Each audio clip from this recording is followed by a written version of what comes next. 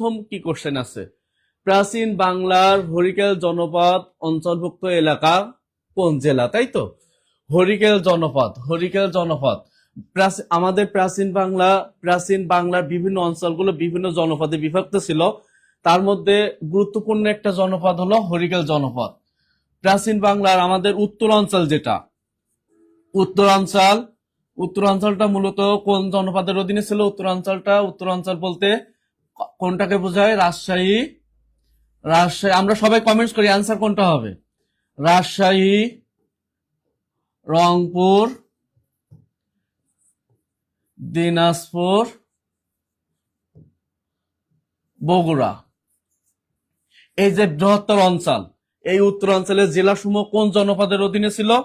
এই চারটা জেলা, এখানে চারটা জেলাতে এখানে অনেকগুলো জেলা আছে, তাই না? এইগুলো কোন জনপদের অধীনে ছিল? প্রিয় শিক্ষার্থীবৃন্দ, কোন জনপদ হবে এটা? এটা হবে পুন্ড্র জনপদ। তাহলে পুন্ড্র জনপদ হলো বাংলাদেশের উত্তরাঞ্চল। পুন্ড্র জনপদের রাজধানী কোনটা ছিল? পুন্ড্র জনপদের রাজধানী হলো পুন্ড্র বর্ধন। আমরা সবাই একটু খাতায় লিখে নিই এটা।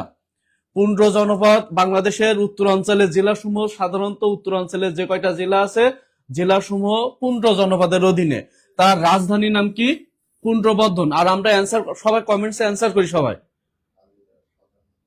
সবাই কমেন্টসে অ্যান্সার করি সবাই।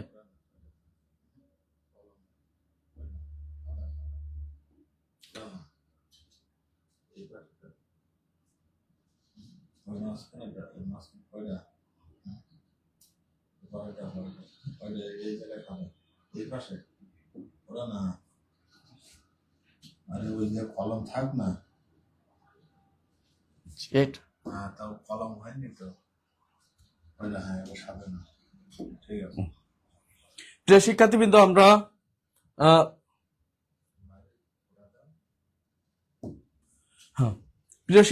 তাহলে আমাদের উত্তরাঞ্চল কোন জনপদ হবে?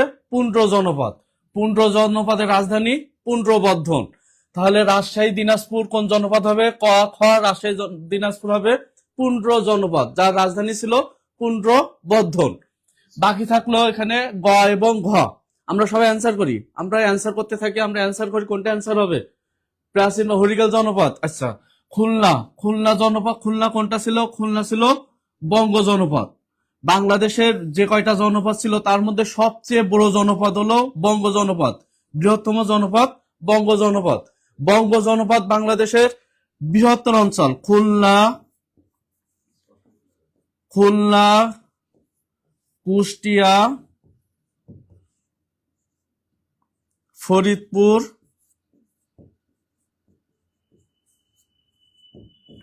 ঢাকা, ময়মনসিংহ। বৃহত্তর অঞ্চল ছিল কোন জনপদের অধীনে? বঙ্গ জনপদের অধীনে। হ্যাঁ, আমরা কমেন্টস করি সবাই, অ্যান্সার কোনটা হবে? তাহলে অ্যান্সার কোনটা হবে? হরিকেল জনপদ হবে সিলেট। অসংখ্য ধন্যবাদ মুস্তাফিজুর রহমান, অসংখ্য ধন্যবাদ আপনাকে। তারপর আসাদুজ্জামান আসিফ, সিলেট ও চট্টগ্রাম হবে স্যার। অসংখ্য ধন্যবাদ, সিলেট এবং চট্টগ্রাম হবে। প্রীতি হলো চট্টগ্রাম। অসংখ্য ধন্যবাদ প্রীতিকে, অসংখ্য ধন্যবাদ প্রীতি, আপনাকে অসংখ্য ধন্যবাদ। তাহলে আমাদের হরিকেল জনপদ কোনটা হবে? বাংলাদেশের সিলেট, ভারতের ত্রিপুরা, আর বাংলাদেশের চট্টগ্রাম।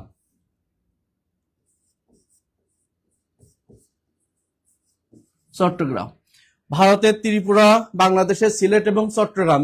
এই অর্থাৎ বাংলাদেশের মানচিত্র যদি আমরা পর্যালোচনা করি এরকম ভাবে আসবে। এখানে উপরে কি আছে? উপরে এখানে আছে সিলেট, এখানে আছে ত্রিপুরা, আর নিচে চট্টগ্রাম। এই অংশটা হলো আমাদের কোন জনপদ হবে? হরিকেল জনপদ। তাহলে প্রিয় শিক্ষার্থীবৃন্দ, আমাদের উত্তরাঞ্চল হবে পুন্ড্র জনপদ, বৃহত্তর মাঝখানের যে অংশটা সেটা হবে বঙ্গ জনপদ, আর চট্টগ্রাম এবং সিলেট অঞ্চল হবে হরিকেল জনপদ। আমরা ঘ অ্যান্সার হবে রেজওয়ান তাজিম। অসংখ্য ধন্যবাদ আপনাকে রেজওয়ান, আপনাকে অসংখ্য ধন্যবাদ। ঘ নাম্বার অ্যান্সার। হ্যাঁ, ঘ নাম্বার। আসমা তাবাসসুম মিষ্টি, আসসালামু আলাইকুম স্যার। ওয়ালাইকুম আসসালাম। আব্দুল জলিল, ঘ নাম্বার অ্যান্সার। যে ঘ অ্যান্সার হবে, তাহলে কোনটা আমাদের? ঘ নাম্বার অ্যান্সার হবে। তাহলে হরিকেল জনপদ, আমরা হরিকেল জনপদ শুধু চট্টগ্রাম মনে রাখবো না, পার্বত্য চট্টগ্রামের যে 3টা জেলা, সাথে হলো কক্সবাজার। তাহলে পার্বত্য চট্টগ্রামের 3 জেলা, চট্টগ্রাম, কক্সবাজার, তারপর সিলেট বিভাগের 4টা জেলা, সব কোন জনপদ হবে? সব হবে হরিকেল জনপদ। তারপর আমরা পরবর্তী কোশ্চেনে যাই। পরবর্তী কোশ্চেন কি আছে? চীন দেশের কোন ভ্রমণকারী গুপ্ত যুগে বাংলাদেশে আগমন করে? তাহলে কোন দেশের ভ্রমণকারী কথা বলছে? চীন দেশের ভ্রমণকারী গুপ্ত যুগে বাংলাদেশে আসে। প্রিয় শিক্ষার্থীবৃন্দ, আমরা সবাই অ্যান্সার করি। এখানে ক নাম্বারে আছে হিউয়ান সাং, খ নাম্বারে আছে ফাইয়ান, গ নাম্বারে হলো আইসিং, আর ঘ নাম্বারে আছে এদের সকলে। তাহলে আমাদের এখানে চীনা পরিব্রাজক বা চীনা ভ্রমণকারী আছে 2 জন। চীনা পরিব্রাজক আছে 2 জন, একজন হলো হিউয়ান সাং আর একজন হলো ফাইয়ান। তাহলে আমাদের অ্যান্সার হবে ক এবং খ থেকে। আইসিং চীনা মানুষ না, আর এদের সকলে তো অ্যান্সার হবেই না। তাহলে আমাদের অ্যান্সার হতে পারে কোনটা থেকে? হিউয়ান সাং অথবা ফাইয়ান। আমরা এই 2টা থেকে কোনটা অ্যান্সার হবে? প্রিয় শিক্ষার্থীবৃন্দ, আমরা আগেই 2টা আউট করে দিলাম, আর 2টা অপশন আমরা রেখে দিলাম। এই 2টার মধ্যে আমাদের অ্যান্সার চলে আসবে। প্রিয় শিক্ষার্থীবৃন্দ, আমরা কমেন্টস করি সবাই, আপনারা সবাই কমেন্টস করেন অ্যান্সার কোনটা হবে। 2 নাম্বারের সবাই লিখে দেবেন 2 এর কত নাম্বার, 2 এর ক নাকি 2 এর খ, এভাবে অ্যান্সার করবেন। নীল আকাশ, আপনাকে অসংখ্য ধন্যবাদ। নীল আকাশ বলছে ফাইয়ান, নীল আকাশ ফাইয়ান। আসমা তাবাস সময়ের লিপিকার। আচ্ছা, জামাল উদ্দিন ক নাম্বার, সানজিদা আক্তার খ নাম্বার, রিয়াজ আলী খ নাম্বার। হ্যাঁ, আচ্ছা, আমরা একটু পর্যালোচনা করি। হিউয়েন সাং কখন আসছিল? হিউয়েন সাং আসছিল কখন? হিউয়েন সাং আসছিল হর্ষবর্ধনের সময়। হর্ষবর্ধনের সময় চীনা পরিব্রাজক হিউয়েন সাং এই উপমহাদেশে আসে। সে আনুমানিক 603 খ্রিস্টাব্দের দিকে উপমহাদেশে আমাদের বাংলাদেশে পরিভ্রমণ করে। হর্ষবর্ধনের সময় আসে। আর হিউয়েন সাং এর যে বইটা, আমরা এই বইটা বিভিন্ন চাকরি পরীক্ষায় আমাদের আসে। ওনার একটা গ্রন্থ আছে, সেই গ্রন্থের নামটা আমাদের পড়তে হবে। গ্রন্থের নাম কি? গ্রন্থের নাম হলো সিদ্ধি। প্রিয় শিক্ষার্থীবৃন্দ, আমরা এটা মনে রাখবো সবাই। হিউয়েন সাং সম্পর্কে এই তথ্যগুলো জানবো। হিউয়েন সাং আসে হর্ষবর্ধনের সময়, আনুমানিক 603 খ্রিস্টাব্দে সে আমাদের বাংলায় আসে। সে বাংলায় এসে এবং বাংলায় আমাদের যে নালন্দ বিশ্ববিদ্যালয়, সেই নালন্দ বিশ্ববিদ্যালয়ে সে অধ্যাপনা করে 5 বছর। এখানে 5 বছর নালন্দ বিশ্ববিদ্যালয়ে অধ্যাপনা করে হিউয়েন সাং। সেই বাংলাদেশের এই ভারতীয় উপমহাদেশে অবস্থানকালে এই উপমহাদেশে যা যা দেখছে, অভিজ্ঞতাটা সে একটা গ্রন্থে লিপিবদ্ধ করছে। সেই গ্রন্থের নাম হলো সিদ্ধি। প্রিয় শিক্ষার্থীবৃন্দ, আমাদের বিভিন্ন চাকরি পরীক্ষায় এই গ্রন্থটার নাম আসছে যে সিদ্ধি কাব্যগ্রন্থটি কার? হিউয়েন সাং এর। এবং হিউয়েন সাং কখন আসে? হর্ষবর্ধনের সময়। আমাদের এখানে ছিল গুপ্ত যুগে কে আসে? তাহলে ফাইয়ান কোন যুগে আসে? ফাইয়ান হলো 2য় চন্দ্রগুপ্তের সময় আসে। 2য় চন্দ্রগুপ্ত। প্রিয় শিক্ষার্থীবৃন্দ, 2য় চন্দ্রগুপ্তের সময় কে আসে? ভারতীয় উপমহাদেশে বাংলাদেশে কে আসে? ফাইয়ান আসে। ফাইয়ান মূলত আসে 399 খ্রিস্টাব্দে। সে চীন দেশ থেকে ভ্রমণ করা শুরু করে। চীন থেকে ভ্রমণ করা শুরু করে কবে?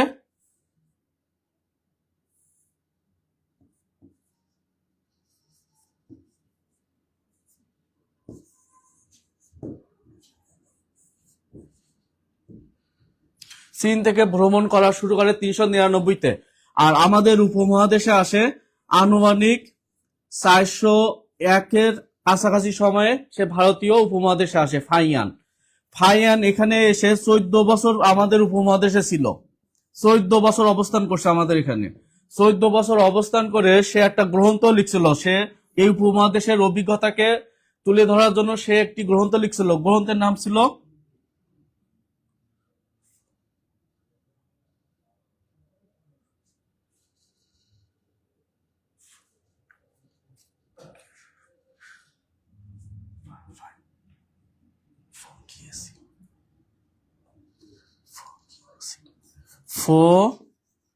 ফোকিও সিং।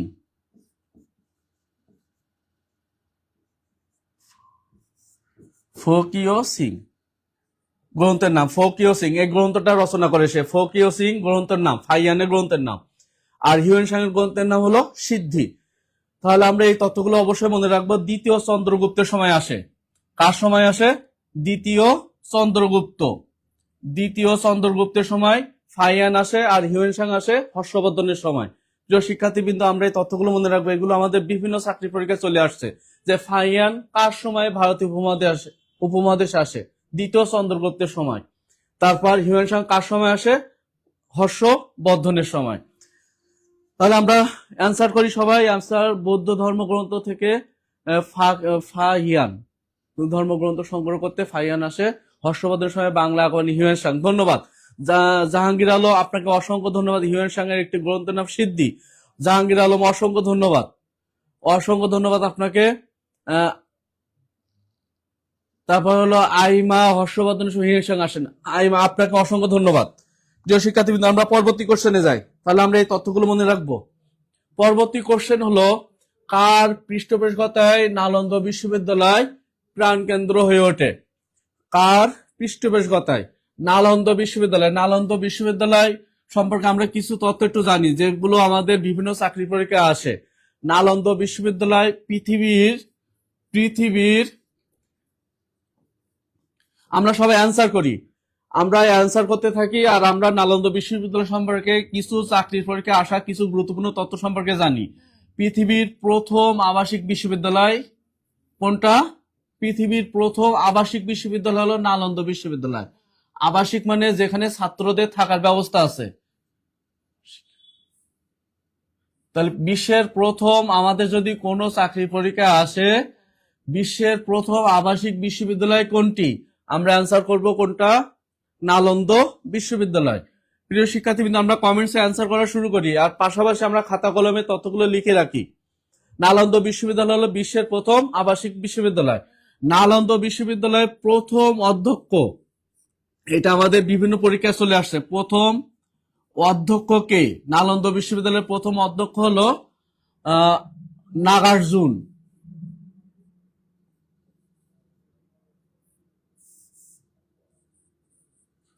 প্রিয় শিক্ষার্থীবৃন্দ, নালন্দা বিশ্ববিদ্যালয়ের প্রথম অধ্যক্ষকে নাগার্জুন।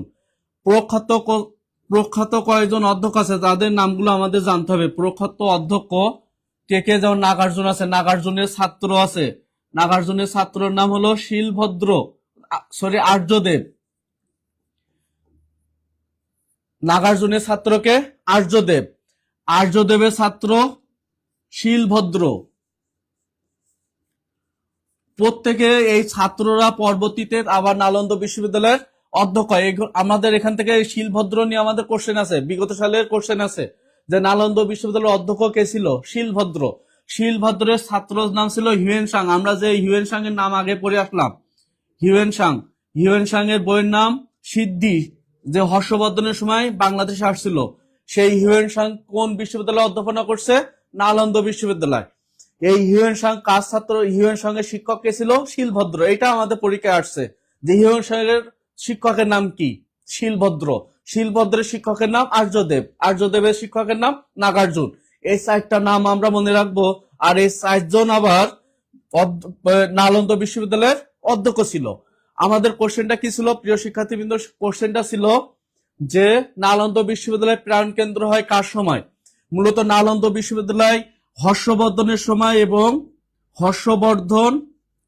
এবং ধর্মপাল, এই দুইজনের সময় নালন্দা বিশ্ববিদ্যালয় সবচেয়ে জনপ্রিয় হয়। আমাদের অপশনে এই দুইজনের মধ্যে কার নাম আছে? ধর্মপাল আছে। তাহলে অ্যান্সার কোনটা হবে প্রিয় শিক্ষার্থীবৃন্দ? অ্যান্সার কোনটা হবে? অ্যান্সার হবে বিশ্বের প্রথম আবাসিক বিশ্ববিদ্যালয় আমিম সাদাত।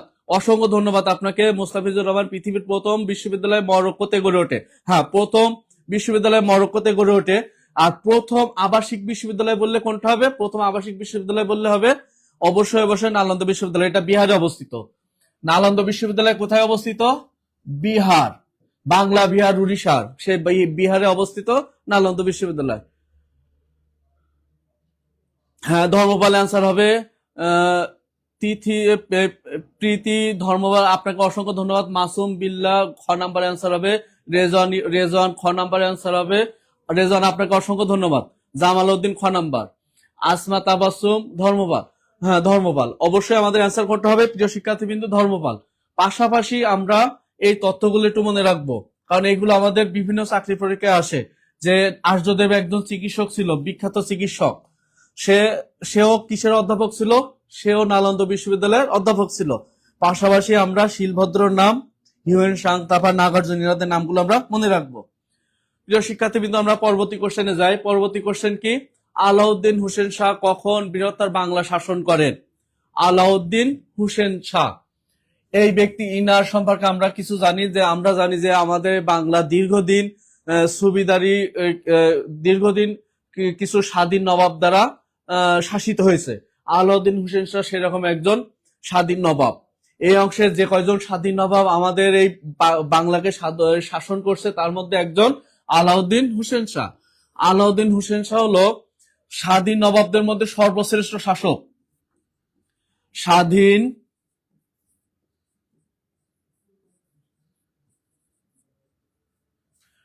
নবাবদের মধ্যে সর্বশ্রেষ্ঠ শাসককে?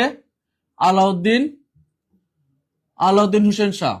আমাদের এই কোশ্চেনটা যদি আসে যে স্বাধীন নবাবদের মধ্যে সর্বশ্রেষ্ঠ শাসক কে, সর্বশ্রেষ্ঠ শাসক কে হবে? আলাউদ্দিন হোসেন শাহ।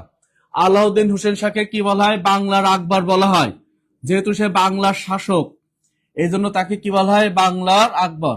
প্রিয় শিক্ষার্থীবৃন্দ, এই কোশ্চেনটা কিন্তু আমাদের আসতে পারে যে বাংলার আকবর বলা হয় কাকে? বাংলার আকবর বলা হয় আলাউদ্দিন হোসেন শাহকে। আলাউদ্দিন হোসেন শাহ সম্পর্কে আরো তথ্য, এই যে গৌড়ের ছোট সোনা মসজিদ, গৌড়ের ছোট সোনা মসজিদ, ছোট ছোট সোনা মসজিদ কে নির্মাণ করে? এটা প্রিয় শিক্ষার্থীবৃন্দ, কে নির্মাণ করে এটা? এটা নির্মাণ করে আলাউদ্দিন হোসেন শাহ। প্রিয় শিক্ষার্থীবৃন্দ, আমরা এগুলো তো জানবো, পাশাপাশি আমরা অ্যান্সার করবো। কমেন্টসে সবাই অ্যান্সার করি যে অ্যান্সার কোনটা হবে, অ্যান্সার কোনটা হবে। তাহলে গৌড়ের ছোট সোনা মসজিদ কে নির্মাণ করে? গৌড়ের ছোট সোনা মসজিদ এটা নির্মাণ করে কে? আলাউদ্দিন হোসেন শাহ। কথা হলো যে গৌড়ের ছোট সোনা মসজিদ কোথায় অবস্থিত? কোথায় অবস্থিত এটা? এটা হলো অবস্থিত কোথায়? চাঁপাই নবাবগঞ্জ। বীরশ্রেষ্ঠদের মধ্যে আমাদের একজন বীরশ্রেষ্ঠ আছে, ক্যাপ্টেন জাহাঙ্গীর। জাহাঙ্গীরের কবর কোথায়? এই চাঁপাই নবাবগঞ্জের ছোট সোনা মসজিদের এখানে। প্রিয় শিক্ষার্থীবৃন্দ, এখানে আমাদের চাকরি, আলাউদ্দিন হোসেন শাহ সম্পর্কে আমাদের চাকরি পরীক্ষা আরো যে কোশ্চেন গুলো আছে, সেটা গুরুত্বপূর্ণ একটা কোশ্চেন। সেটা হলো কবীন্দ্র পরমেশ্বর এবং শ্রীকর নন্দী, ইনারা দুইজনই মহাভারত অনুবাদ করছে। এই কবীন্দ্র পরমেশ্বর ও শ্রীকর নন্দী কার রাজসভায় কার আনুকূল্য পাইছিল? শ্রীকর নন্দী এবং কবীন্দ্র পরমেশ্বর মহাভারত অনুবাদের সময় মহাভারত অনুবাদে পৃষ্ঠপোষকতা পাইছিল আলাউদ্দিন হোসেন শাহের। তাহলে কবীন্দ্র পরমেশ্বর এবং শ্রীকর নন্দী মহাভারত অনুবাদ করছিল, তারা কার পৃষ্ঠপোষকতা পাইছিল? পৃষ্ঠপোষকতা পাইছে আলাউদ্দিন হোসেন শাহ। এই তথ্যগুলো, যে তথ্যগুলো আমি এখানে লিখলাম, এগুলো আমাদের বিভিন্ন চাকরি পরীক্ষায় চলে আসছে। বিভিন্ন চাকরি পরীক্ষায় এই জিনিসগুলো চলে আসছে। তাহলে আমরা অ্যান্সার করি, আলাউদ্দিন হোসেন শাহ কখন বাংলার, এই যে রোকসানা আক্তার, অসংখ্য ধন্যবাদ আপনাকে। 1498 থেকে 1519। আমার কিন্তু অ্যান্সার করা লাগে না, আমি কিন্তু এখনো অ্যান্সারে যাই না, অপশনে যাই নাই। তারপর আশিয়া 4 ঘ নাম্বার, হ্যাঁ, অসংখ্য ধন্যবাদ। তারপর হলো তিথি ইসলাম, অসংখ্য ধন্যবাদ আপনাকে, 98 থেকে 19। হ্যাঁ, আমাদের অ্যান্সার কত হবে? অ্যান্সার হবে 1498 থেকে 1519 সালে। ইনার সময় আবার আরো একটা তথ্য আছে যে শ্রী চৈতন্য যে বৈষ্ণব ধর্ম প্রচার করে, কার সময় সে বৈষ্ণব ধর্ম প্রচার করে? শ্রী চৈতন্য বৈষ্ণব ধর্ম প্রচার করে কার সময়? আলাউদ্দিন হোসেন শাহর সময়। শ্রী চৈতন্য বৈষ্ণব ধর্ম প্রচার করে। আমরা এই তথ্যগুলো অবশ্যই মনে রাখবো। এই তথ্যগুলো বিভিন্ন চাকরি পরীক্ষায়, বাংলাদেশের বিভিন্ন চাকরি পরীক্ষায় তথ্যগুলো চলে আসছে, আমরা এগুলো অবশ্যই মনে রাখবো। পাশাপাশি দেখি কে কে অ্যান্সার করছে। আসমা তাবাসসুম মিষ্টি, অসংখ্য ধন্যবাদ আপনাকে, 4 ঘ নাম্বার। হ্যাঁ, 4 ঘ নাম্বার। রেবেকা হালিম 4 ঘ নাম্বার। সময় লিপিকার, আপনাকে অসংখ্য ধন্যবাদ 4-এর ঘ নাম্বার, হ্যাঁ 4-এর ঘ নাম্বার অ্যান্সার। আচ্ছা, আমরা খাতায় তথ্যগুলো অবশ্যই লিখে নিব। পরবর্তী কোশ্চেনে যাই আমরা।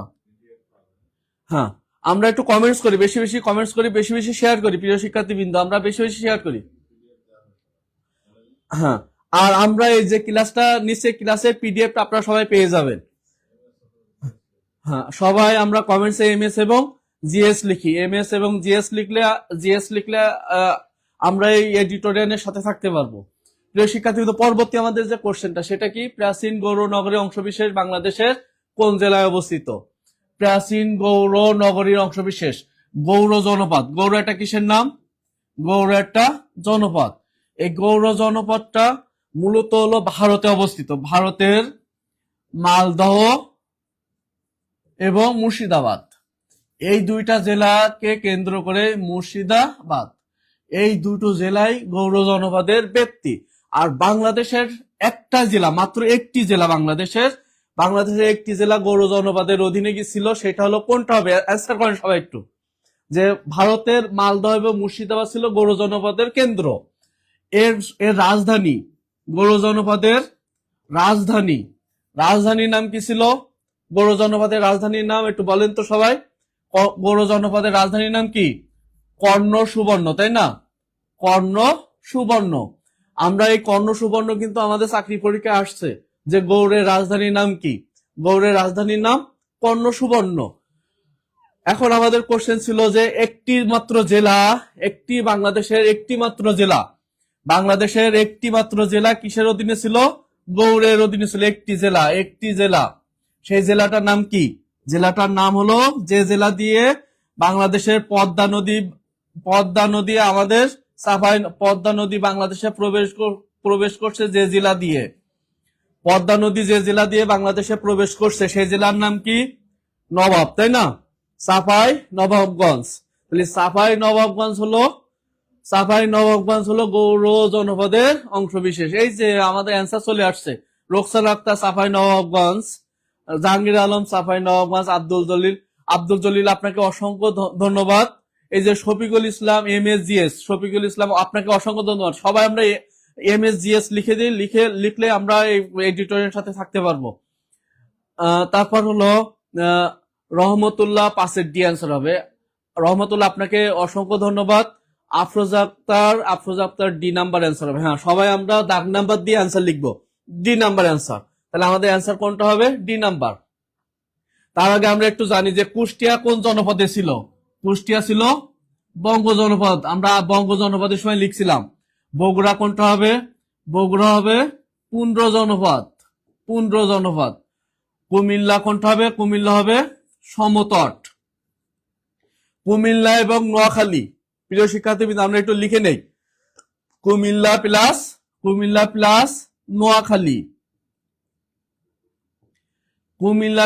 নোয়াখালী, এটা হলো সমতট জনপদ। সমতট জনপদের রাজধানীর নাম কি ছিল? একটু লেখেন তো। সমতটের রাজধানীর নাম কি ছিল? সমতটের রাজধানী সমতট হলো কুমিল্লা এবং নোয়াখালী। এর রাজধানী ছিল বড় কামতা রাজধানী। তাহলে কুমিল্লা এবং নোয়াখালী ছিল সমতটের রাজধানীর নাম কি? বড় কামতা, কুমিল্লার বড় কামতা। প্রিয় শিক্ষার্থীবৃন্দ, এগুলো কিন্তু বিভিন্ন চাকরি পরীক্ষা চলে আসছে।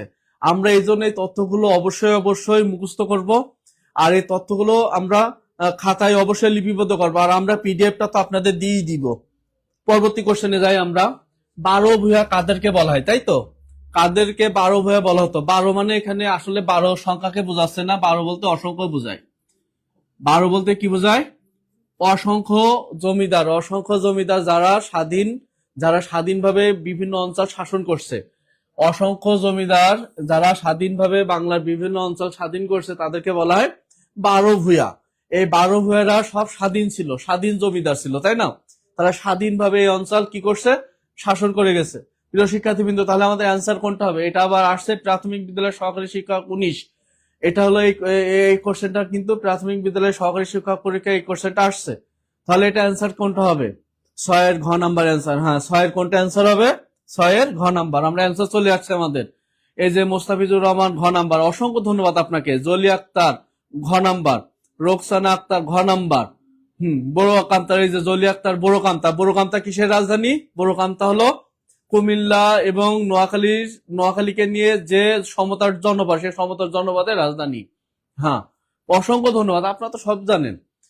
প্রিয় শিক্ষার্থীবৃন্দ, আমরা একটু 12 ভূয়াদের সম্পর্কে কয়েকটা তথ্য একটু জানি। কিছু তথ্য যা আমাদের জানাই লাগবে, যে তথ্যগুলো আমাদের বিভিন্ন পরীক্ষায় আসে। যে 12 ভূয়াদের প্রধান, 12 ভূয়াদের প্রধান কে ছিল?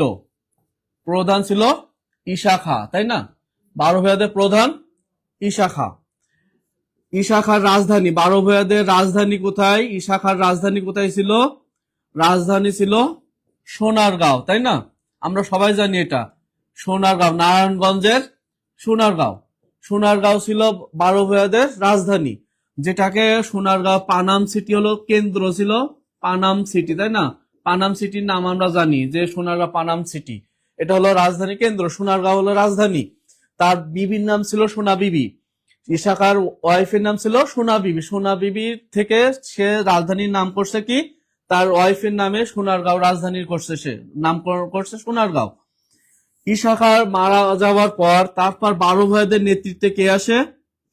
12 ভূয়াদের নেতৃত্বে ঈশা খাঁ মারা যাওয়ার পর 12 ভূয়াদের নেতৃত্বে আসে মুসা খাঁ। মুসা খাঁ 12 ভূয়ারা এত শক্তিশালী ছিল যে বাংলার স্বাধীন নবাবরা তাদেরকে পরাজিত করতে পারে নাই। পরবর্তীতে ঈশা খানকে পরাজিত করতে পারে নাই। পরবর্তীতে মুসা খানকে পরাজিত করে কে? এই তথ্যটা আমাদের চাকরি পরীক্ষা আসছে, প্রতিযোগিতামূলক পরীক্ষা এটা আসছে যে মুসা খানকে পরাজিত করে কে? মুসা খানকে পরাজিত করে কে? সুবেদার ইসলাম খাঁ। সুবেদার ইসলাম খান, বাংলার স্বাধীন নবাব, বাংলার স্বাধীন নবাব সুবেদার ইসলাম খানকে, মুসা খানকে কি করে? পরাজিত করে। তাহলে আমরা অবশ্যই সেটা মনে রাখবো যে মুসা খানকে কে পরাজিত করে? ঈশা খাঁর পুত্র, ঈশা খাঁর পুত্র মুসা খানকে পরাজিত করে কে? ইসলাম খান, সুবেদার ইসলাম খান। এই সুবেদার ইসলাম খান যখন মুসা খানকে পরাজিত করে, প্রিয় শিক্ষার্থীবৃন্দ, তখন মুঘল সম্রাট কে ছিল? এটাও আমাদের কোশ্চেন, যে ইসলাম খান যখন মুসা খানকে পরাজিত করে তখন মুঘল সম্রাট কে ছিল? মুঘল সম্রাট কে ছিল? মুঘল সম্রাট ছিল জাহাঙ্গীর। আমরা অবশ্যই তথ্যগুলো খাতায় লিপিবদ্ধ করব, কারণ এগুলো আমাদের বিভিন্ন চাকরি পরীক্ষা আসে। তাহলে 12 ভূয়াদের রিলেটেড এই তথ্যগুলো আমরা জানবো, যে 12 ভূয়াদের প্রধান হলো ঈশা খাঁ, তার রাজধানী ছিল সোনারগাঁও। আর 12 ভূয়ার ঈশা খাঁ মারা যাওয়ার পর নেতৃত্বে আসে মুসা খাঁ। মুসা খানকে পরাজিত করে ইসলাম খান। ইসলাম খান যখন মুসা খানকে পরাজিত করে তখন মুঘল সম্রাট ছিল জাহাঙ্গীর। প্রিয় শিক্ষার্থীবৃন্দ, আমরা এই তথ্যগুলো মনে রাখবো, এই তথ্যগুলো আমাদের জন্য খুবই ইম্পর্টেন্ট। তাহলে আমাদের অ্যান্সার কি হবে? আমরা একটু অ্যান্সার দেখি কে কে দিছে। সানজিদা ইসলাম খান, হ্যাঁ অসংখ্য ধন্যবাদ। মুস্তাফিজুর রহমান, জাহাঙ্গীর, হ্যাঁ জাহাঙ্গীর ছিল মুঘল সম্রাট ছিল জাহাঙ্গীর যখন মুসা খানকে পরাজিত করা হয়। অসংখ্য ধন্যবাদ, সবার অ্যান্সার সঠিক, সবাইকে অসংখ্য ধন্যবাদ। প্রিয় শিক্ষার্থীবৃন্দ, আমরা পরবর্তী কোশ্চেনে যাই। পরবর্তী কোশ্চেন, লর্ড ক্যানিং ভারত উপমহাদেশের প্রথম কোন ব্যবস্থা চালু করেন? লর্ড ক্যানিং। আচ্ছা, আমরা অপশনগুলো আমরা অ্যান্সার করি, সবাই আমরা অ্যান্সারে চলে যাই। আমরা 7-এর কত নাম্বার? 7-এর ক হলে 7-এর ক দিব, 7-এর খ হলে 7-এর খ দিব। অ্যান্সার যেটা হবে সেটা আমরা লিখে দিব, কমেন্টসে লিখে দিব। আর বেশি বেশি শেয়ার করি, আমরা বেশি বেশি শেয়ার করি। প্রথমত কি আছে ক নম্বরে? চিরস্থায়ী বন্দোবস্ত। চিরস্থায়ী বন্দোবস্ত কে চালু করে? চিরস্থায়ী বন্দোবস্ত কত সালে চালু? 1793 সালে। কে করে? 1793 সালে কে চালু করে? লর্ড কর্নওয়ালিস, তাই না? লর্ড কর্নওয়ালিস 1793 সালে চিরস্থায়ী বন্দোবস্ত প্রবর্তন করে।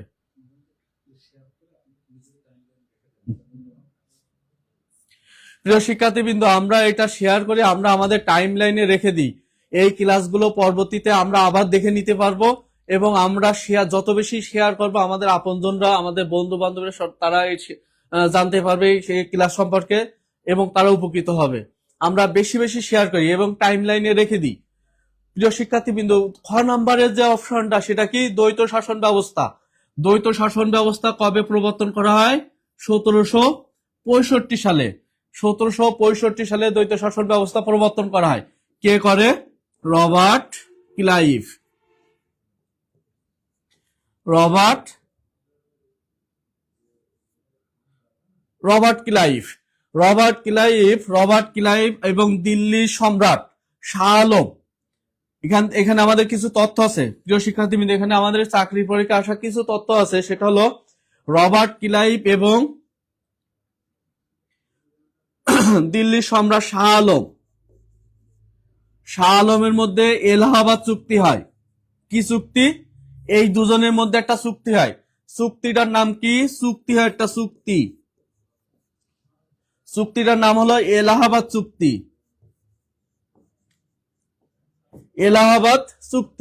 এই এলাহাবাদ চুক্তির মাধ্যমে তারা কি করে? তারা বাংলার শাসনভার ক্ষমতা শাহ আলমের হাতে দেয়, আর রাজস্ব ক্ষমতা কোম্পানি বা রবার্ট ক্লাইভের হাতে। রাজস্ব ক্ষমতা অর্থাৎ একই সাথে দুইটা কর্তৃপক্ষ মিলে কি করবে?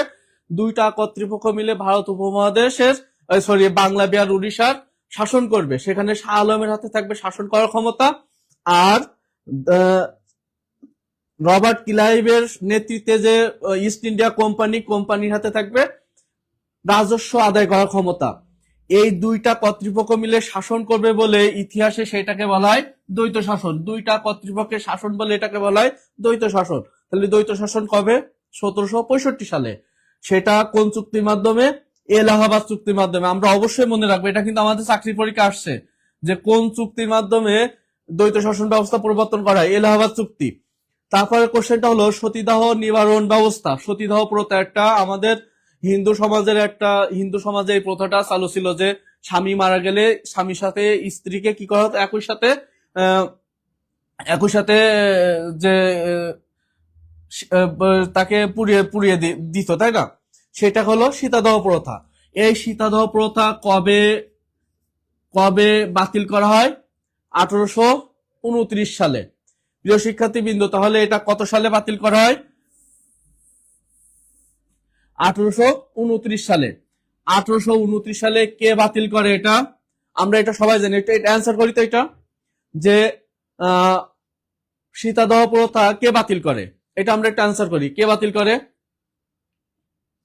এটা অ্যান্সার করি তো একটু।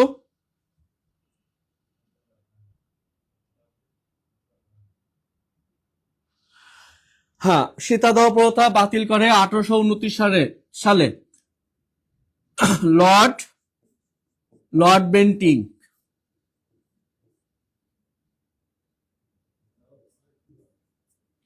সীতাদাহ প্রথা বাতিল করে কে? Lord Bentinck.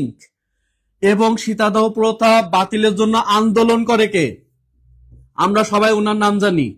আন্দোলন করে কে? রাজা রামমোহন রায়।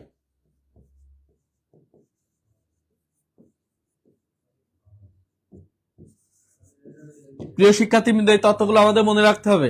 সীতাদাহ প্রথা আমাদের যদি আসে, সীতাদাহ প্রথা কে বাতিল করে? বাতিল বললে কি হবে? Lord Bentinck.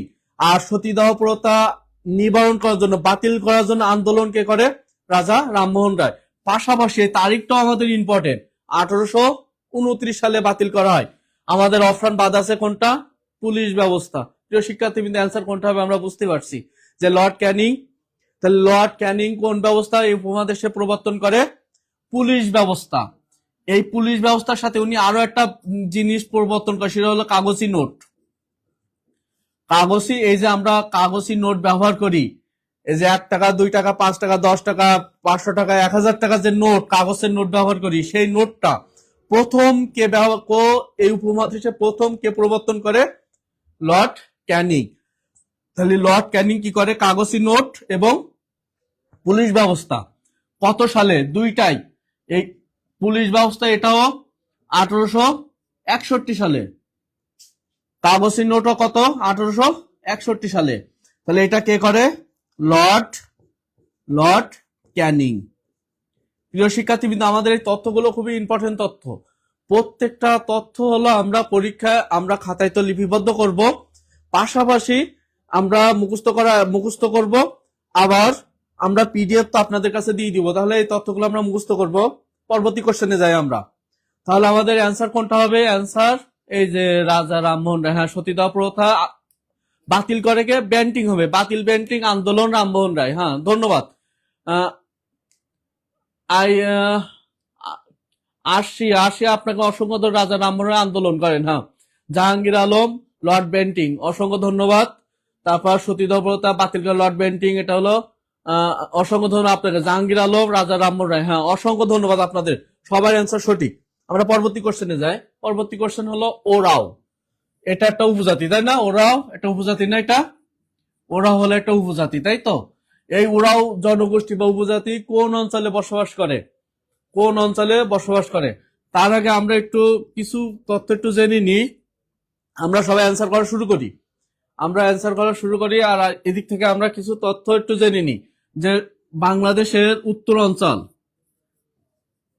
উত্তরাঞ্চলে 15 জনপদ বলছিলাম না? উত্তরাঞ্চলে যে জেলাগুলো আছে, উত্তরাঞ্চলে কোন কোন জেলা? রাজশাহী, বৃহত্তর রাজশাহী, তাই তো? রাজশাহী, রংপুর, তারপর দিনাজপুর, বগুড়া। আমরা বড় বৃহত্তর জেলাগুলোর নাম দিলাম। এটা হলো আমাদের সমতল অঞ্চল, তাই না? উত্তরাঞ্চল, এটা আমাদের কোন অঞ্চল? সমতল অঞ্চল। এই সমতল অঞ্চলে কিছু উপজাতি আছে যে বাংলাদেশের এই উত্তরাঞ্চলে, তারা শুধুমাত্র উত্তরাঞ্চলে বসবাস করে। সেই উপজাতিগুলোর নামগুলো একটু আমরা জানি, যে সেই উপজাতির গুলোর মধ্যে কি আছে? ওরাও, তারপর রাজবংশী,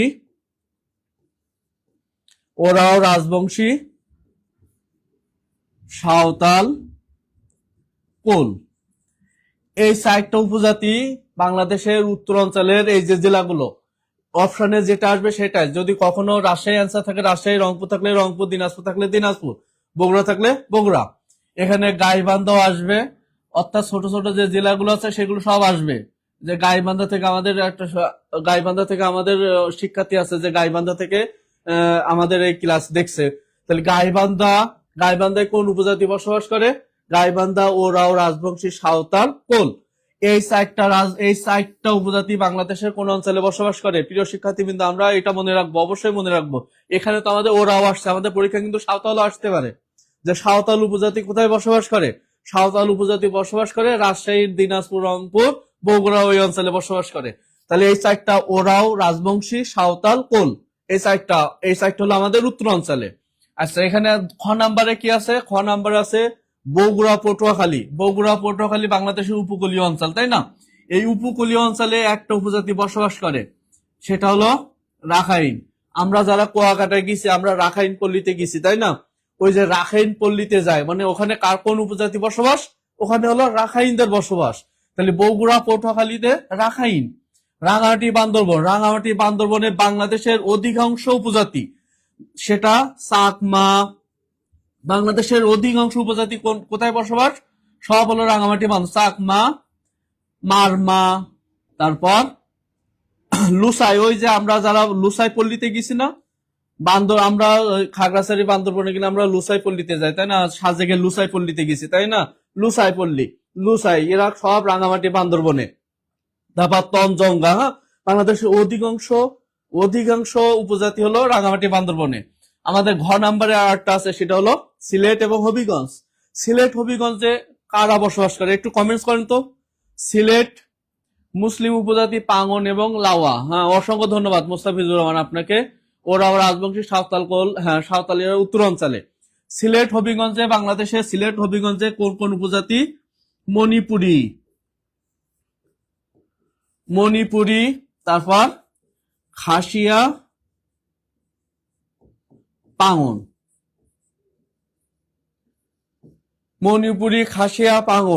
এই 3টা উপজাতি কোন অঞ্চলে বসবাস করে? সিলেট হবিগঞ্জে মণিপুরি, খাসিয়া, পাঙ্গন।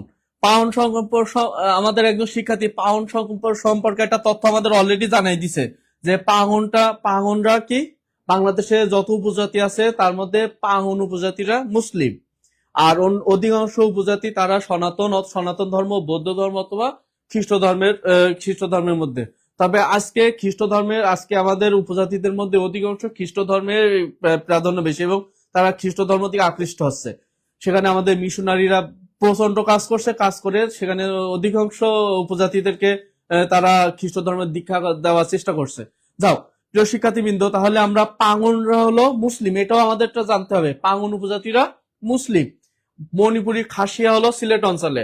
আমরা এই তথ্যগুলো মনে রাখবো। তথ্যগুলো মনে রাখলে আমাদের বিভিন্ন প্রতিযোগিতামূলক পরীক্ষায় এই তথ্যগুলো আসতে পারে, যে রাজবংশীরা কোথায় বসবাস করে, চাকমারা কোথায়, মণিপুরীরা কোন জেলায় বসবাস করে। আমরা পরবর্তী কোশ্চেনে আসি। পরবর্তী কোশ্চেন হলো উপানুষ্ঠানিক শিক্ষার অন্যতম বৈশিষ্ট্য কোনটি? এটা আমরা একটু আলোচনা করি। এটা আমরা কমেন্টস হ্যাঁ, মণিপুরী খাসিয়া পাঙ্গন, অসংখ্য ধন্যবাদ মাসুম বিল্লাহ। তারা সিলেট হবিগঞ্জে, তাই তো? হ্যাঁ, অসংখ্য ধন্যবাদ। মণিপুরী সিলেট। আব্দুল জলিল আপনাকে অসংখ্য ধন্যবাদ। তারপর হলো কুলসুম নাইস ক্লাস, আপনাকে অসংখ্য ধন্যবাদ কুলসুম। আপনাদের ক্লাসটা কেমন লাগছে অবশ্যই কমেন্টস করবেন। পাশাপাশি আমরা খাতায় লিখেও রাখবো, আবার শেয়ার করব, বেশি বেশি শেয়ার করবো, আমরা টাইম লাইনে রাখবো এগুলো শেয়ার করে। উপানুষ্ঠানিক শিক্ষার অন্যতম বৈশিষ্ট্য কোনটি? এটা আমরা স্কুল কলেজে যে শিক্ষাটা, আমাদের স্কুল কলেজের শিক্ষাটা, সেটাকে বলা হয় আনুষ্ঠানিক শিক্ষা। স্কুল কলেজে বিশ্ববিদ্যালয়ে আমাদের যে শিক্ষা, সেটাকে কি শিক্ষা বলা হয়? আনুষ্ঠানিক শিক্ষা। এই আনুষ্ঠানিক বা প্রাতিষ্ঠানিক শিক্ষা। এই প্রাতিষ্ঠানিক শিক্ষাটা কেমন? প্রাতিষ্ঠানিক শিক্ষাটা হলো সেখানে আমাদের কঠোর নিয়ম কানুন মেনে চলতে হয়। সেই শিক্ষা হলো বয়স ভিত্তিক, অর্থাৎ 5 বছর বা 6 বছর থেকে শিক্ষাটা শুরু হয়, 20-22 বছরে গিয়ে শিক্ষাটা শেষ হয়ে যায়, অর্থাৎ সেটা হলো বয়স ভিত্তিক শিক্ষা। এবং সেখানে কোনো নমনীয়তা নেই, অনমনীয়, অর্থাৎ সেখানে রুলস রেগুলেশন অবশ্যই আমাদেরকে মেনে চলতে হয়।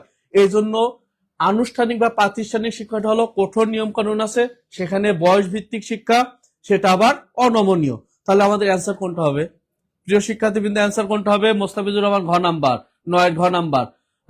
তারপর হলো মেহজাবিন ঘ নাম্বার, ঘ নাম্বার। হ্যাঁ, ঘ নাম্বার অ্যান্সার হবে। তাহলে আমাদের অ্যান্সার কোনটা হবে? ঘ নাম্বার। এই ঘ নাম্বার, এটা হলো নমনীয়, অর্থাৎ উপানুষ্ঠানিক শিক্ষা। উপানুষ্ঠানিক শিক্ষা কাকে বলে, তাই তো? এটা আমাদের একটু জানতে হবে যে আনুষ্ঠানিক শিক্ষা কোনটা। যারা বয়স্ক ব্যক্তিদের যে শিক্ষা ব্যবস্থা, যারা ছোটবেলায় পড়াশোনা করতে পারে না, কিন্তু অক্ষর জ্ঞান সম্পন্ন করার জন্য যে প্রচেষ্টা চালানো হয়, সেটা হলো উপানুষ্ঠানিক শিক্ষা। ঝরে পড়া শিক্ষার্থীদেরকে শিক্ষায় আগ্রহী করার জন্য যে শিক্ষাটা, সেটা হলো উপানুষ্ঠানিক শিক্ষা।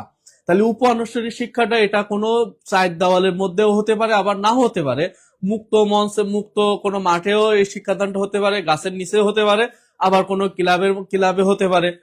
এইটা হলো বিকালে, ধরা যাচ্ছে কোনো সময়ও নাই, কখনো কোনো জায়গায় বিকালে হচ্ছে, কখনো সকালে হচ্ছে, অর্থাৎ এখানে শুধু মানুষের অক্ষরজ্ঞান এবং কারিগরি বিভিন্ন বিষয়ে প্রশিক্ষণ দেওয়ার জন্য এই শিক্ষা ব্যবস্থাটা করা হয়। এখানে নমনীয়তা আছে বলেই আমরা বয়স্ক যারা আছে তারা এই শিক্ষাটা গ্রহণ করতে পারে। আর আমাদের প্রাতিষ্ঠানিক শিক্ষাটা কিন্তু এটা হলো অনমনীয়, এটা বয়স ভিত্তিক এবং কঠোর নিয়ম কানুন মেনে চলা হয়। এটা এই কারণ কি? আচ্ছা, আমরা পরবর্তী কোশ্চেনে যাই প্রিয় শিক্ষার্থীবৃন্দ। 10 নম্বর কোশ্চেন, নিপোর্ট।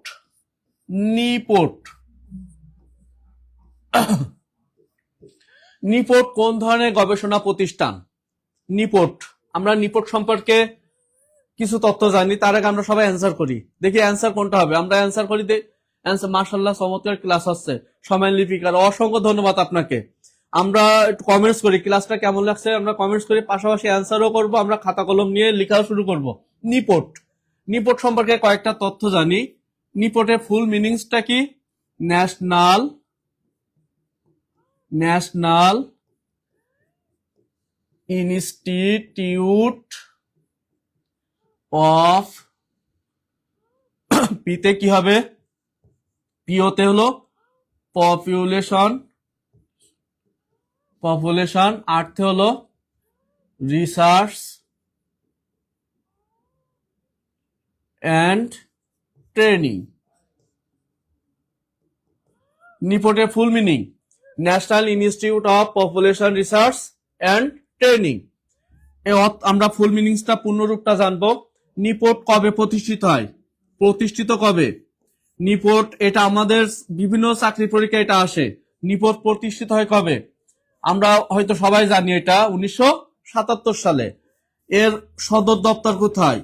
অফিস কোথায়? সদর দপ্তর বা অফিস, প্রধান অফিস। আমরা সদর দপ্তরই লিখলাম। সদর দপ্তর কোথায়?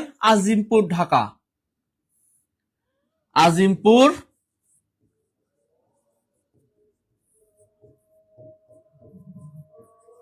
আজিমপুর, ঢাকা। আমি যদি ভুল না করি, এটা পরীক্ষা আসছে যে নিপোর্টের সদর দপ্তর কোথায়, নিপোর্টের প্রধান অফিস কোথায়। কোথায় এটা? আজিমপুর, ঢাকা। প্রতিষ্ঠিত হয় 1977 সালে। আর এটা পূর্ণরূপ হলো national institute of population research and training. এটা কোন মন্ত্রণালয়ের অধীনে? আচ্ছা, মন্ত্রণালয় হবে পরিবার এবং স্বাস্থ্য মন্ত্রণালয়ের অধীনে। 13টি শাখা অফিস আছে। 13টি, সারা বাংলাদেশে শাখা অফিস কয়টি? 13টি শাখা অফিস আছে। এবং এটা পরিবার এবং স্বাস্থ্য মন্ত্রণালয়ের অধীনে দ্বারা পরিচালিত। এই তথ্যগুলো নিপোর্ট সম্পর্কে আমরা জানবো। প্রিয় শিক্ষার্থীবৃন্দ, এই তথ্যগুলো আমরা নিপোর্ট সম্পর্কে জানবো। এখন আমরা অ্যান্সার করি। অ্যান্সার কোনটা হবে? জনসংখ্যা গবেষণা। অসংখ্য ধন্যবাদ মাসুম বিল্লাহ আপনাকে। রাহা কি লিখছে? 10-এর ক। হ্যাঁ, 10-এর ক অ্যান্সার। তারপর হলো প্রীতি, জনসংখ্যা গবেষণা। অসংখ্য ধন্যবাদ আপনাকে প্রীতি। তারপর হলো নুসাইবা সাফা, খুব ভালো ক্লাস আছে। অসংখ্য ধন্যবাদ, অসংখ্য ধন্যবাদ আপনাদের সবাইকে। গোরস্তান স্যার, আজিমপুর গোরস্তান, তাই তো? হ্যাঁ, আজিমপুর গোরস্তান।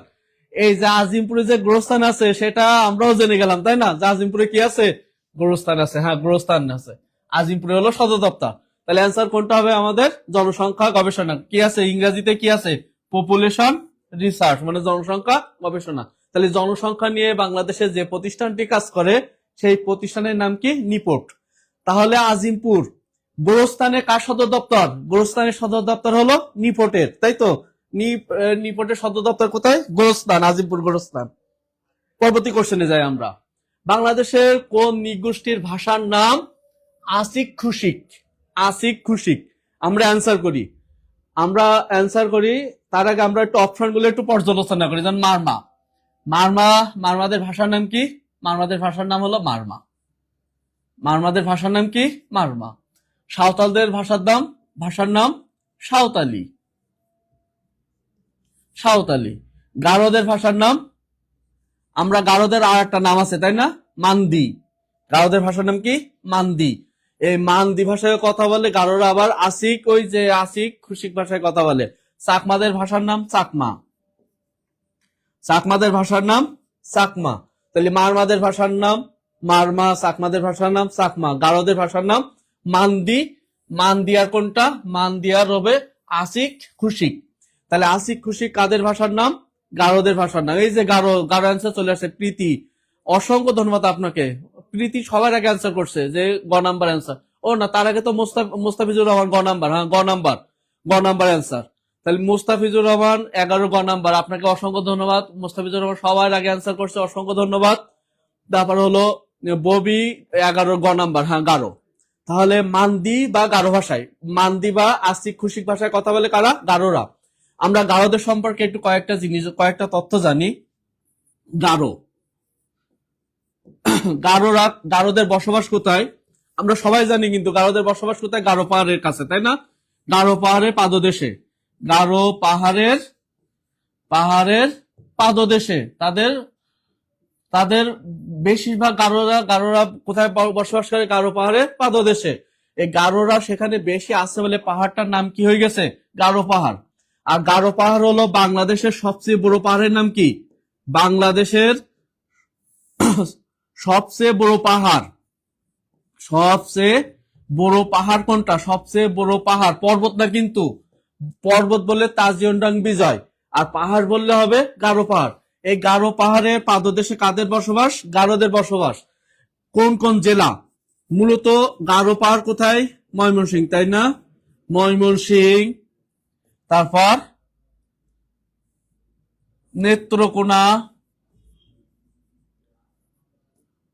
টাঙ্গাইল,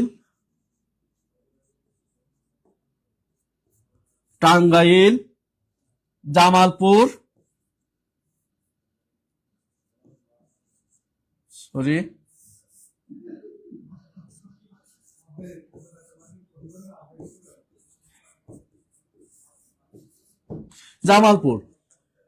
ময়মনসিংহ, নেত্রকোনা, জামালপুর, টাঙ্গাইল, শেরপুর। এই অঞ্চলে কাদের বসবাস? এই অঞ্চলে বসবাস হলো গারোদের। শুধু গারো না, এখানে আরো কারা আছে? আরো হাজং। গারো এবং হাজং এই দুইটা উপজাতিদের সম্পর্কে আমরা জানবো। গারো এবং হাজংদের বসবাস কোথায়? গারো পাহাড়ের পাদদেশে। জেলা ধরলে আমরা জেলা হবে কোনটা? ময়মনসিংহ, নেত্রকোনা, টাঙ্গাইল, জামালপুর, শেরপুর। প্রিয় শিক্ষার্থীবৃন্দ, এই তথ্যগুলো বিভিন্ন চাকরি পরীক্ষায় আসছে যে হাজংদের বসবাস কোথায়? নেত্রকোনা। অপশনে দেখা যায় নেত্রকোনা দিছে, সাতক্ষীরা দিছে, বগুড়া দিছে, তারপর চট্টগ্রাম দিছে। অ্যান্সার কোনটা হবে? নেত্রকোনা। তাহলে প্রিয় শিক্ষার্থীবৃন্দ, আমরা অবশ্যই এই তথ্যগুলো জানবো। আর আমরা জানি সাঁওতালদের বসবাস উত্তরাঞ্চলে, মারমা এবং চাকমা তারা পাহাড়ি অঞ্চলে বসবাস করে, পার্বত্য চট্টগ্রামে। পরবর্তী কোশ্চেন, পৃথিবীর দীর্ঘতম পর্বত শ্রেণী কোনটি? পৃথিবীর দীর্ঘতম এখানে আমাদের প্রশ্ন বুঝতে হবে। দীর্ঘতম বললে একটা অ্যান্সার হবে। আর পৃথিবীর সবচেয়ে উচ্চতম পর্বত কোনটা? উচ্চতম বললে একটা হবে, দীর্ঘতম বললে আর একটা হবে। উচ্চতম কোনটি? হিমালয় পর্বতমালা হলো উচ্চতম। প্রিয় শিক্ষার্থীবৃন্দ, আমরা অ্যান্সার করে আমি যে একটা বলে দিলাম, ক নাম্বার বলে দিলাম, ক নাম্বার হবে না। ক নাম্বার কি হবে? পৃথিবীর উচ্চতম হলো হিমালয় পর্বতমালা। গারো পাহাড়কে পাহাড়ের রানী বলা হয়। পাহাড়ের রানী বলা হয় চিম্বুক পাহাড়কে, গারো পাহাড়কে না। চিম্বুককে পাহাড়ের রানী বলা হয়। নুসাইবা সাফা, এটা একটু ভুল হয়ে গেছে আমাদের, এটা ভুল হয়ে গেছে, কিন্তু এটা হবে চিম্বুক পাহাড়ের রানী। তারপর কুলসুম হবে সি নাম্বার। হ্যাঁ, সি নাম্বার অ্যান্সার। আমরা একটু দাগ নাম্বার বলে দিই। মোস্তাফিজুর রহমান 12 গ। 12 কি হবে? আন্দিস হবে, তাই না? হ্যাঁ, তাহলে দীর্ঘতম বললে কোনটা হবে? দীর্ঘতম বললে হবে আন্দিস। দীর্ঘতম বললে আন্দিস, উচ্চতম বললে হিমালয়। দীর্ঘতম পৃথিবীর 7টি দেশ মিলে 7টি দেশের সীমানা বরাবর আন্দিস পর্বতমালা। কয়টা দেশ? 7টি দেশ। কোন মহাদেশ অবস্থিত? দক্ষিণ আমেরিকা। দক্ষিণ আমেরিকা মহাদেশে অবস্থিত। তাহলে আন্দিস পর্বতমালা কোন মহাদেশে? দক্ষিণ আমেরিকা। যদি আমরা দেশ বলি সেটা হবে যেমন আর্জেন্টিনা। এই যে আজকে ফাইনাল খেলা আছে, তাই না? আর্জেন্টিনার ফাইনাল খেলা আছে। আর্জেন্টিনায় কোন পর্বতমালা আছে? আন্দিস পর্বতমালা। তারপর চিলি নাম আমরা জানি। চিলি, আর্জেন্টিনা, তারপর কলম্বিয়া। এই যে কলম্বিয়ার খেলা দেখছি না আমরা, কলম্বিয়া। এই সকল দেশ, এখানে 7টা দেশ আছে। 7টা দেশ মিলে আন্দিস পর্বতমালা। প্রিয় শিক্ষার্থীবৃন্দ, তাহলে উচ্চতম বললে হিমালয় হবে, আর দীর্ঘতম বললে আন্দিস হলো 7টি দেশ মিলে ব্যক্তি, সেটার অবস্থান হলো দক্ষিণ আমেরিকায়। 7টি দেশ। হ্যাঁ, 7টি দেশ। ববি 7টি দেশ মিলে হ্যাঁ, অসংখ্য ধন্যবাদ। আন্দিস পর্বতমালা দক্ষিণ আমেরিকা। হ্যাঁ, দক্ষিণ আমেরিকা। অসাধারণ। প্রিয় অসংখ্য ধন্যবাদ আপনাদের সবাইকে, অসংখ্য ধন্যবাদ। প্রিয় শিক্ষার্থীবৃন্দ, তাহলে 12 কত নাম্বার অ্যান্সার হবে? 12 গ নাম্বার অ্যান্সার। আমরা পরবর্তী কোশ্চেনে যাই। পরবর্তী কোশ্চেন কি? বসফরাস প্রণালী। আগে প্রণালী একটু বুঝি। প্রণালী কি করে? প্রণালী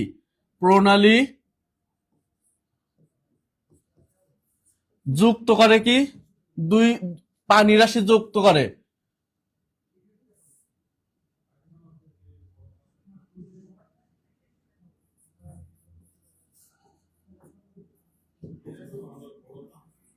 পানি রাশিকে কি করে? যুক্ত করে। আর পৃথক করে কি?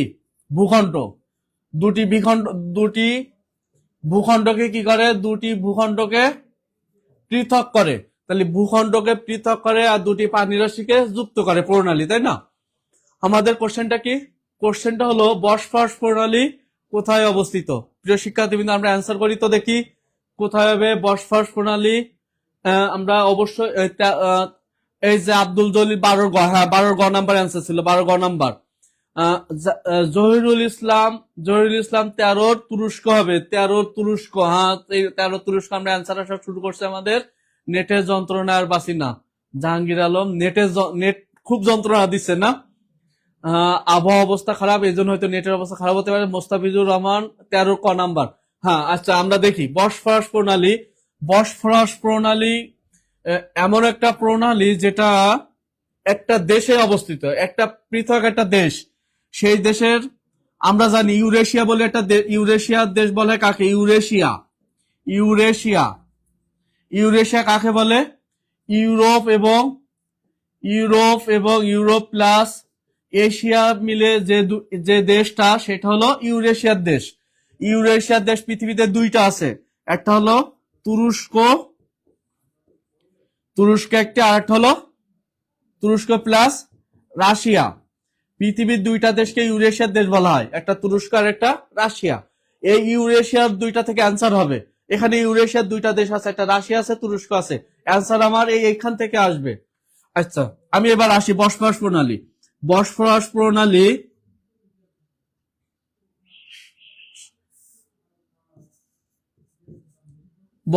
প্রণালী যুক্ত করেছে কাকে কাকে? কৃষ্ণ সাগর আর মর্মর সাগরকে।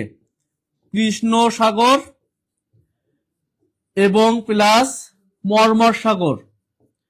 আমরা অবশ্যই মনে রাখবো প্রিয় শিক্ষার্থীবৃন্দ, এটা আমাদের বিভিন্ন পরীক্ষা আসতে পারে যে বসফরাস প্রণালী কোন দুটি জলরাশিকে যুক্ত করছে? কৃষ্ণ সাগর আর মর্মর সাগর।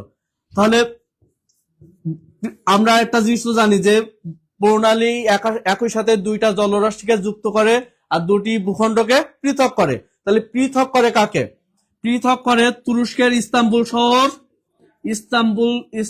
ইস্তাম্বুল শহর। আমরা জানি যে পৃথিবীর একটা শহর আছে যে শহরটা দুইটা মহাদেশে পড়ছে, সেটা হলো ইস্তাম্বুল শহর। এই ইস্তাম্বুল শহরের দুইটা অংশকে কি করছে? পৃথক করছে। তাহলে ইস্তাম্বুল কার রাজধানী? তুরস্কের রাজধানী। তাহলে অ্যান্সার কি হবে?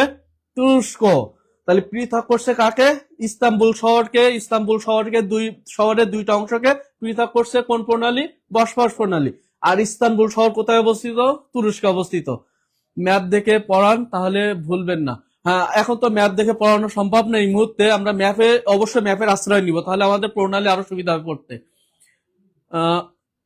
তারপর জাহাঙ্গীর আলম ঘ নাম্বার। হ্যাঁ জাহাঙ্গীর, অসংখ্য ধন্যবাদ আপনাকে, অসংখ্য ধন্যবাদ ভাইয়া। আপনার জব হয়েছে। জহিরুল হায়াতকে ববি আক্তার কোশ্চেন করছে। হ্যাঁ আচ্ছা। তারপর বিল্লাল হোসেন, অসাধারণ। বিল্লাল হোসেন, আপনাকে অসংখ্য ধন্যবাদ।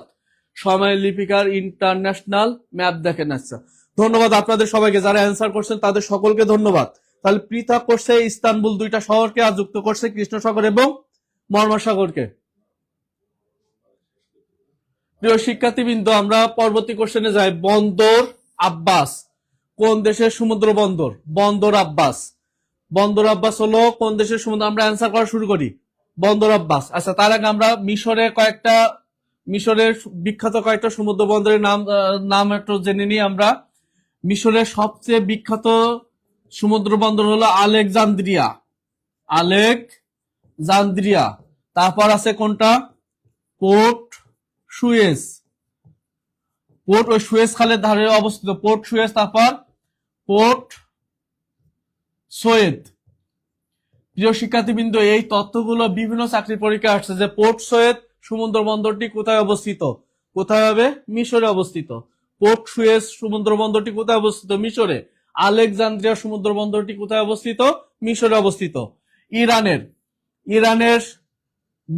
ইরানের দুইটা সমুদ্র বন্দর বিখ্যাত, যেটা বিভিন্ন চাকরি পরীক্ষা আসে। তার মধ্যে একটার নাম হলো আবাদান সমুদ্র বন্দর একটি, আর একটা হলো বন্দর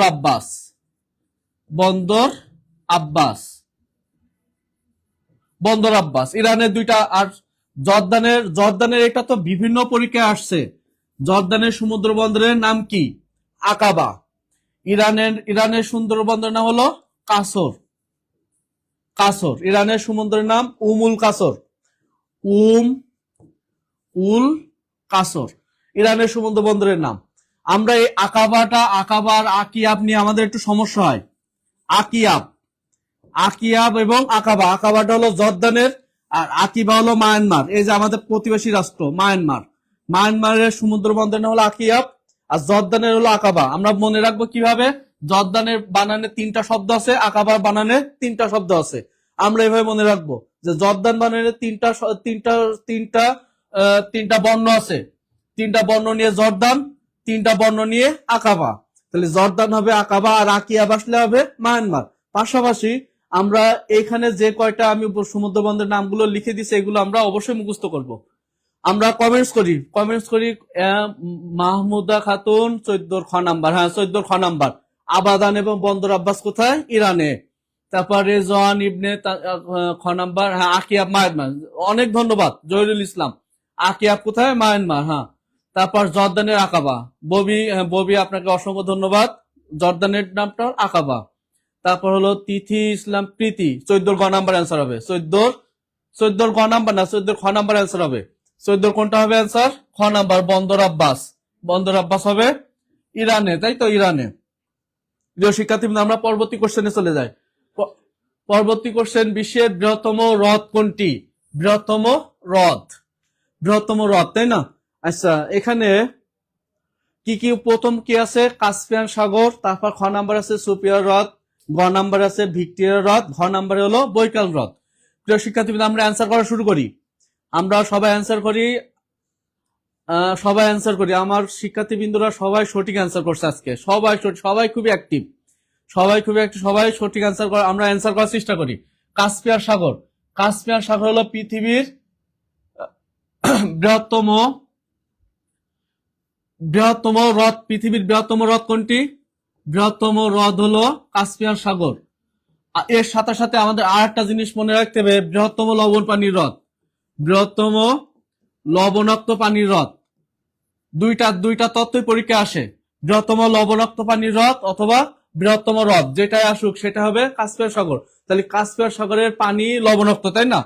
সুপ্রিয়া হ্রদ সম্পর্কে আমরা একটা তথ্য জানি, পৃথিবীর বৃহত্তম সুপ্রিয় পানির হ্রদ। পৃথিবীর, এটাও চাকরির পরীক্ষা আসছে, বৃহত্তম সুপ্রিয় পানি, মানে যে পানিটা খাওয়া যায়, তাই না?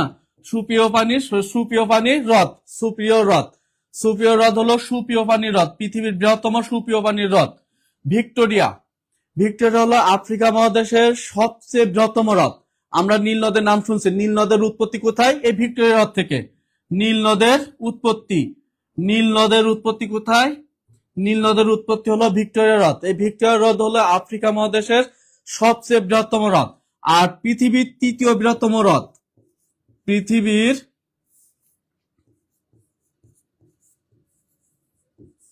তৃতীয়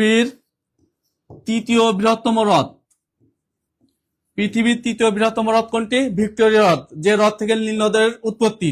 তানজানিয়া এবং উগান্ডার সীমান্ত অবস্থিত। এটাও পরীক্ষা আসছে যে ভিক্টোরিয়া হ্রদ কোথায় অবস্থিত? তানজানিয়া এবং উগান্ডার সীমান্ত অবস্থিত।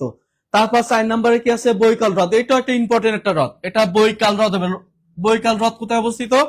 বৈকাল হ্রদ অবস্থিত হলো সাইবেরিয়া অঞ্চলে, রাশিয়ার যে বরফ অঞ্চল, যেটা বরফ দিয়ে সারা বছর বরফাচ্ছন্ন থাকে, তাই না? সাইবেরিয়া, এই সাইবেরিয়া অঞ্চলে অবস্থিত বৈকাল হ্রদ। সম্পর্কে একটা তথ্য হলো পৃথিবীর গভীরতম হ্রদ। যদি আমাদের পরীক্ষা আসে পৃথিবীর গভীরতম হ্রদ কোনটি, যদি গভীরতম হ্রদ আসে তাহলে অ্যান্সার হবে বৈকাল হ্রদ। আর যদি বৃহত্তম হ্রদ আসে তাহলে অ্যান্সার হবে কাস্পিয়ান। যদি এখানে বৃহত্তম না দিয়ে গভীরতম দিত তখন অ্যান্সার হতো কোনটা? বৈকাল হ্রদ অ্যান্সার হতো। প্রিয় শিক্ষার্থীবৃন্দ, আমরা অ্যান্সার করি সবাই। স্যার অসাধারণ ক্লাস করে সবসময়, অসংখ্য ধন্যবাদ সময় লিপিকা আপনাকে। আমার মোবাইল বন্ধ হইল, নীরব। অ্যান্সার হবে কোনটা? ঘ নাম্বার, সরি অ্যান্সার হবে কোনটা আমাদের? ক নাম্বার। হ্যাঁ অ্যান্সার হবে ক নাম্বার।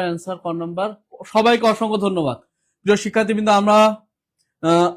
আমরা হচ্ছে ক্লাসের একেবারে প্রায় শেষ পর্যায়ে চলে আসছি। তাহলে এখানে অ্যান্সার কোনটা হবে? কাস্পিয়ান সাগর। প্রিয় শিক্ষার্থীবৃন্দ, আজকের ক্লাসটা কেমন লাগছে সবাই কমেন্টসে একটু লিখবেন, কমেন্টসে জানাবেন। আর আমরা যে তথ্যগুলো বোর্ডে লিখছি এটার পিডিএফ আপনারা সবাই পেয়ে যাবেন। পাশাপাশি আমরা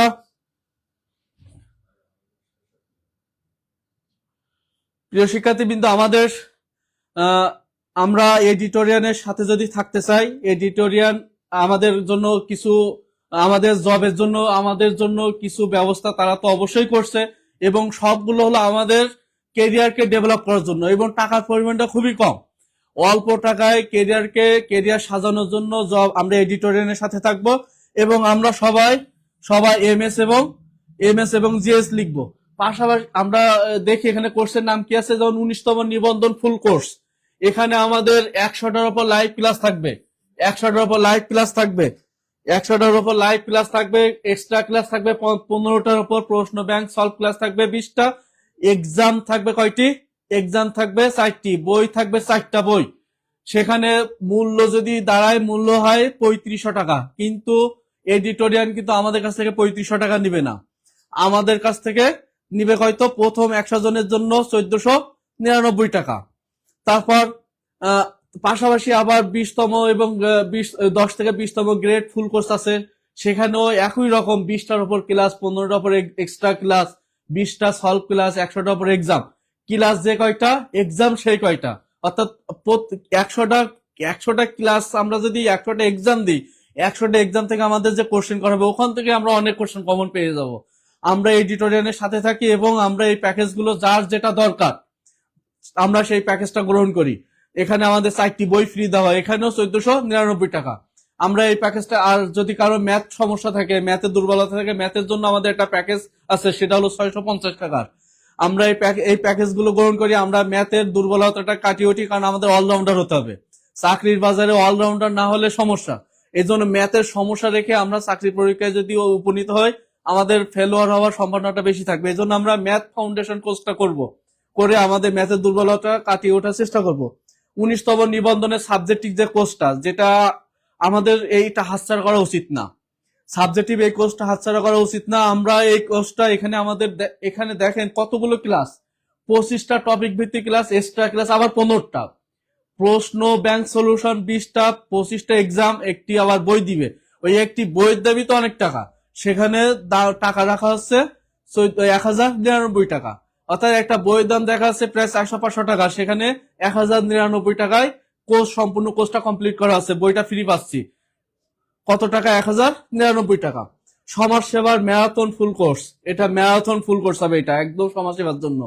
সমাজ সেবা এই কোর্সটা এখানে 60টা প্লাস লাইভ ক্লাস, 15টা এক্সট্রা ক্লাস, 20টি প্রশ্ন ব্যাংক, এক্সাম হলো 15টা, অর্থাৎ ক্লাস 15, এক্সট্রা ক্লাস 15টা, 15টা এক্সাম।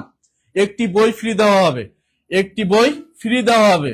বইয়ের দামই 450 টাকা, বইয়ের দাম 450 টাকা। এই যে বইটা, এই বইটা ফ্রি দেওয়া হবে।